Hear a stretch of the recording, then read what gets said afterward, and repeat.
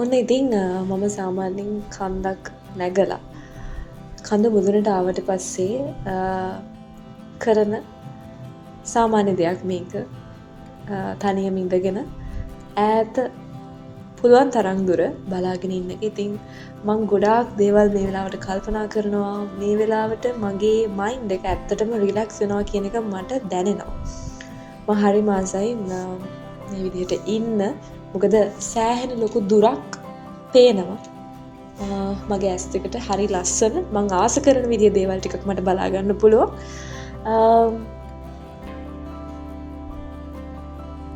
ඉරව්ව වැටෙනවා. ඒ වුණාට ඉතින් මම එතෙන්ටම වෙලා ඉන්නවා. මම සෑහෙන දේවල් කල්පනා කරනවා එතෙන්ට වෙලා. මට පේන්නේ මෙච්චර නම් මට මේ පේන දේවල් ඇතුලේ තව මොනවා නම් වෙනවා ඇත්ත කියලා. ඒ කියන්නේ සමහර විට අපිට මේ පේන ගස් වලින් වැහිච්ච ලඳු කැලෑ වගේ තැන්වල සත්තු මොනතරම් හැසිරෙනවා ඇතිද? යාළගේ හැසිරීමට මොන වගේද?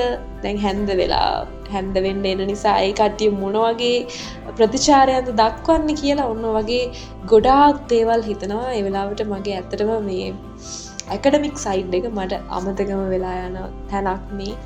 මම හිතන්නේ ජීවිතේ හැම මිනිස්සෙක්ටම මේ වගේ හැඟීමක් දැනෙන්න ඕනි.